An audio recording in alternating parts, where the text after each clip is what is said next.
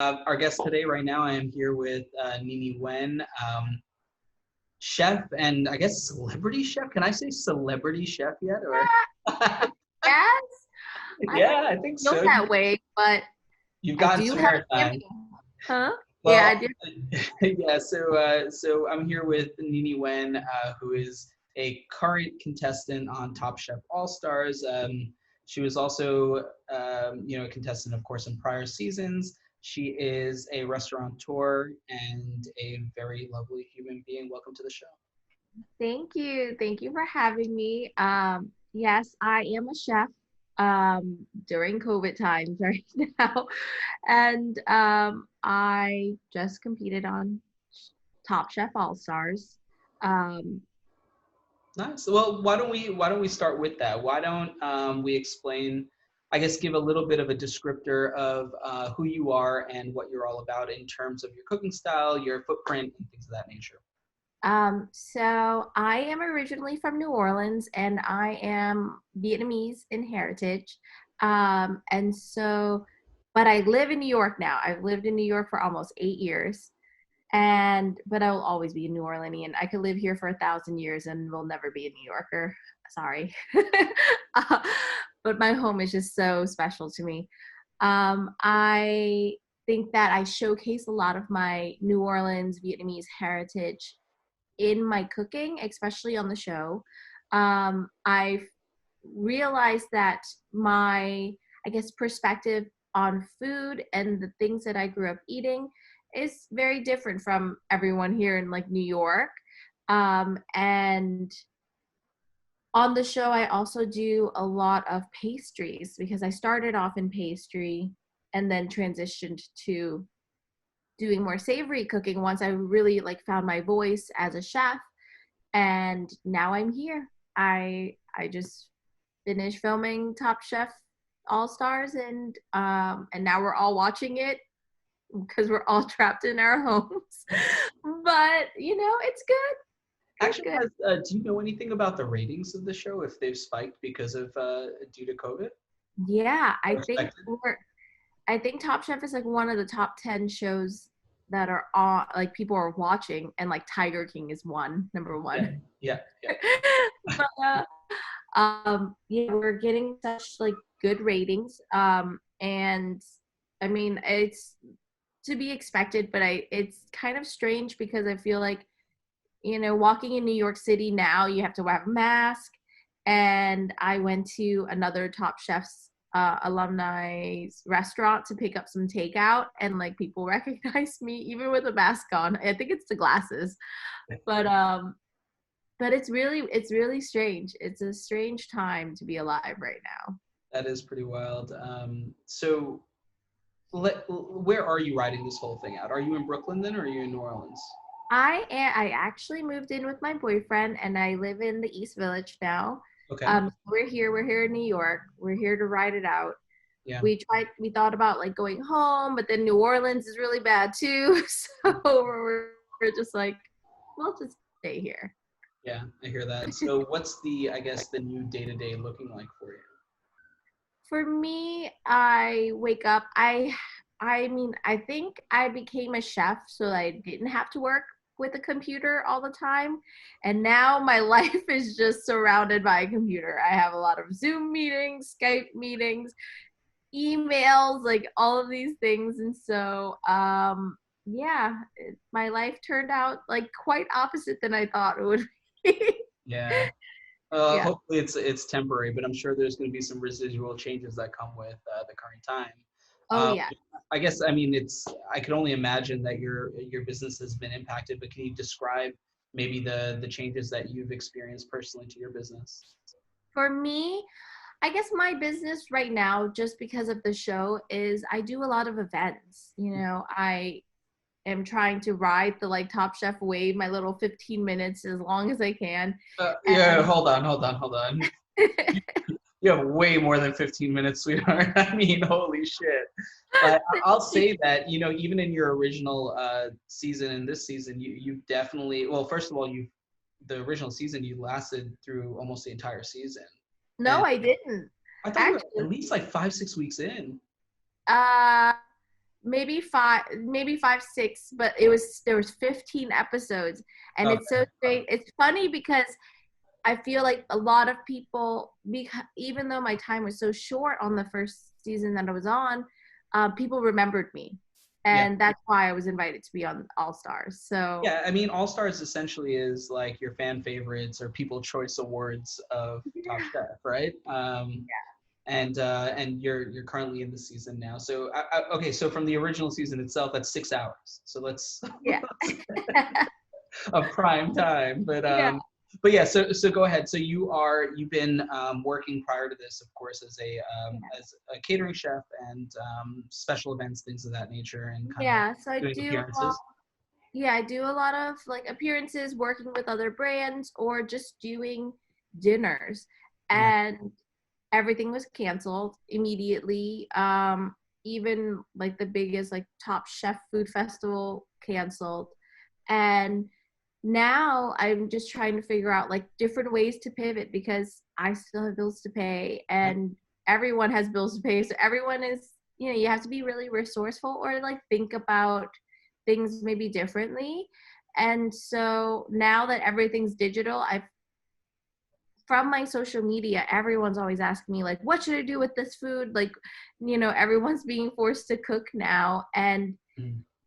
our industry is like suffering so bad, and yet like I think people are realizing how much they need chefs, they need people who know how to cook Right. and to either teach or to do. And so I decided to start online cooking classes, um so people can attend my classes with me. We do it on Zoom and I record it so you have like something to reference Mhm. at the end, but we walk through like a whole recipe together, and it's just like a fun time. I think that, with the midst of like in the midst of everything, people do want something to like look forward to on the weekend or having like a date night, something that kind of resembles like our old life.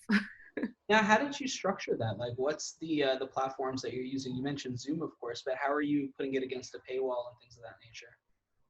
So I made an online shop basically on my website. Thankfully, I like made my website and I was like, I need to have it before like the season started. So I already Oh, cool. Good. So you and did I some groundwork yeah, unintentionally for this. Okay. and I did that like I did it myself, which is I am not a tech savvy person. Like I should stay as a chef, always be a Did you chef. use No, Squarespace or Shopify or any of that I stuff? did. I use because I bought my domain on Google. Mhm. This is not a sponsor. I have Wix, which Yeah. is everybody keeps telling me like Wix is harder, and I'm like, why did I do this to myself? But I figured it out. Yeah. And I sell my classes as like digital content, so you have like an ingredient list and equipment list. So then as soon as you buy it, you get all the things that you need, and then like the day before, I'll send you a link Oh, every. wow. So you're actually shipping product? Like the No, no, actual no, no. ingredients? No, I'm not in Okay. shipping ingredients. I'm just giving you a It's list of digital. things, Okay. Got it. Got and it. I'm trying to design recipes that um, requires things that you could find at like a normal grocery store, but still make delicious Asian food. Because I feel like a lot of people have been missing a lot of like Asian food, and so here, like these are my ways of like helping people make satisfy that craving and maybe learn something new.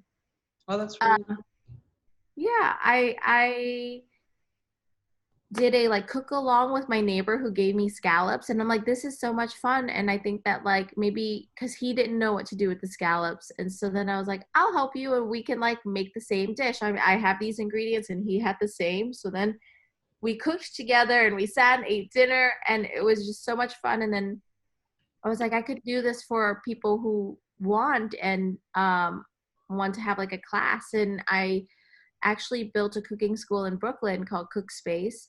Mhm. And so all of that kind of back end stuff I've already done. And so kind of changing it to a more like a digital version wasn't too hard.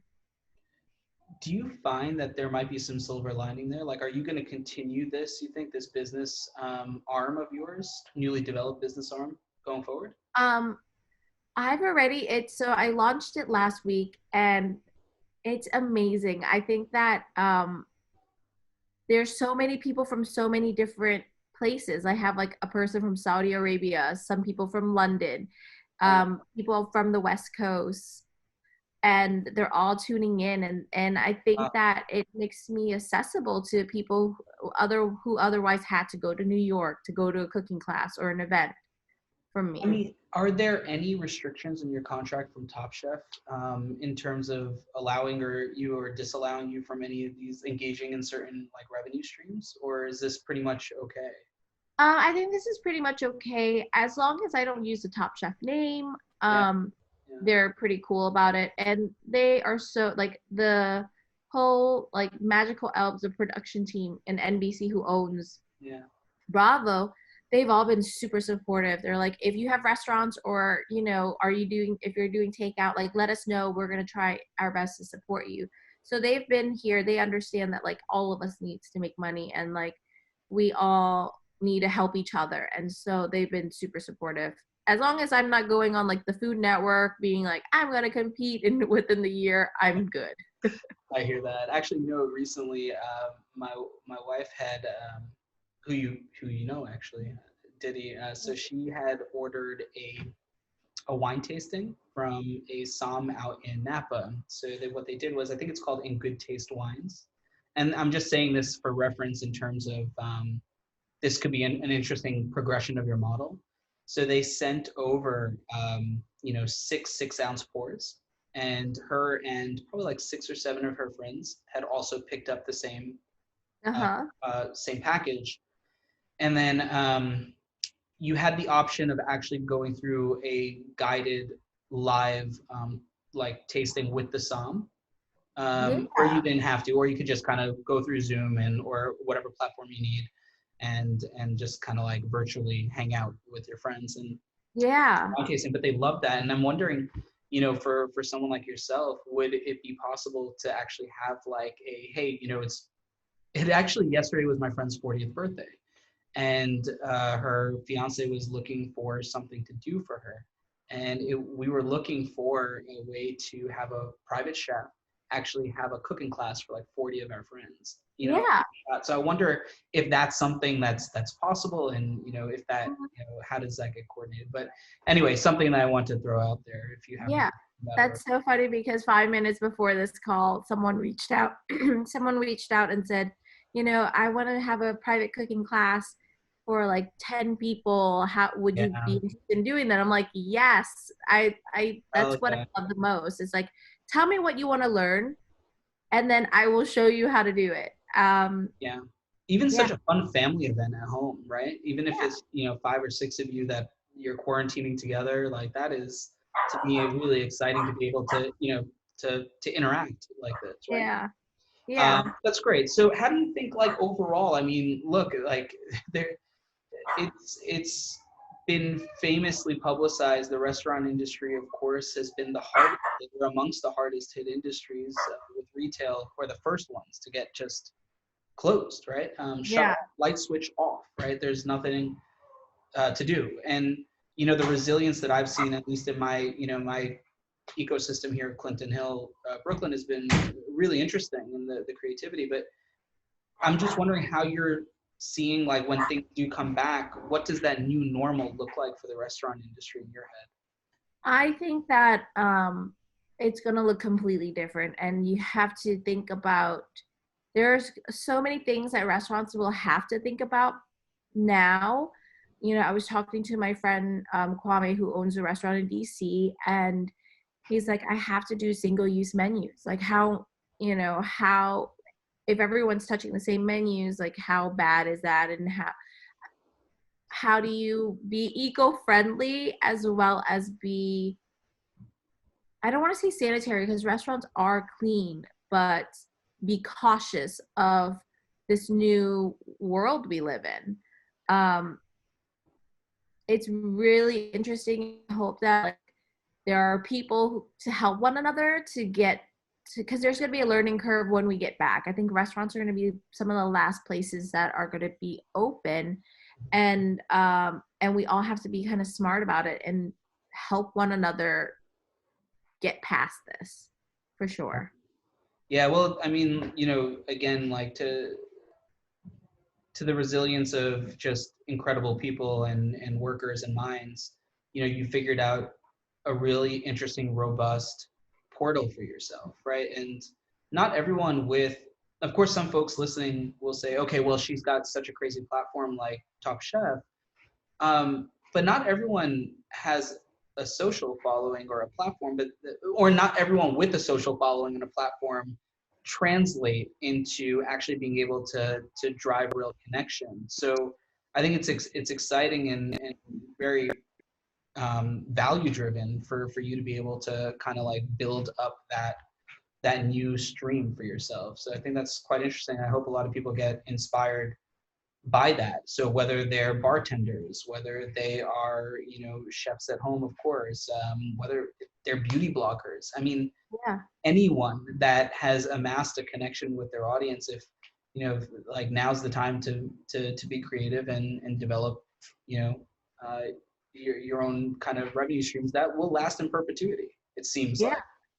I mean, I want to try to do this as long as I can. I really like it because I feel like I could connect with a lot of people that I normally wouldn't be able to. And and I could teach cooking classes to like a lot of people, and I do. I do it on my Instagram a lot. But what I really want is I want to build relationships. Like I've already seen so many people coming multiple classes, um, celebrating their birthdays. Like these are the fun things that I like that I feel like is hospitality. You know, writing thank you notes to like my first few customers or set like shouting people out during the class if it's their birthday, anniversary, anything that you would normally do in a restaurant setting, being able to do that like live in their house, and they're in my house, so I feel like it's a very intimate can like I don't want to say transaction, but intimate exchange. Yeah. um and I think that people, I don't want to say they have to think smart, but think out of the box and think of like what is the most valuable, like what is so valuable to you now. Like for me, I've learned that my friendships, I've learned which friends I call every day and which I don't as much. The time that I spend and how do I spend it, because you're only in your home. So it's like, what do you really do in these four walls and what is most important to you? And so that's why I kind of created this. And I think that if everybody in their own industry has figured out like what is important to them and what do they want to share, um, they would build something, like they would build their version of whatever it is that I've kind of created. Now, to end off, what type of folks are you looking to connect with these days, and what's the best way to connect with you? Whether it's Um, the work that you're doing or engaging with you personally. so what, say it one more time. So yeah, I'll say it again, but for reference, it's mostly a B2B audience. So a lot of brand leaders, influencers, media folks, that type of kind of profile. So what are the types of folks you're looking to connect with, right? So you could take it from a business initiative. So like I'm looking to connect with like media distribution, or I'm looking to connect with other chefs and or third party delivery services to help me get groceries to people. I don't know, right? So Yeah. that like what types of folks are you looking to connect with, and what's the best way to connect with you? Cool. So And so let me ask it again. Cool. yeah, All right, yeah.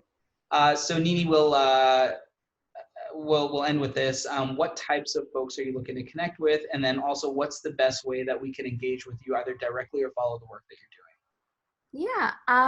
So I mean, obviously I want to connect with my fans, but I want to connect on a business level with brands that I love. There are certain types of food brands that I love that I want to share with people. And if they are at the like doing? spot in their life where they're like, we want more exposure. I hate the word exposure, but we want more traction with our product. And if I already love it, I'm already probably shouting them out. I do that all the time. But being able to partner with them to maybe giving all of the students the ingredients and And to connect with me, you can go on my website at chefniningnguyen.com or email me at chefniningnguyen@gmail.com.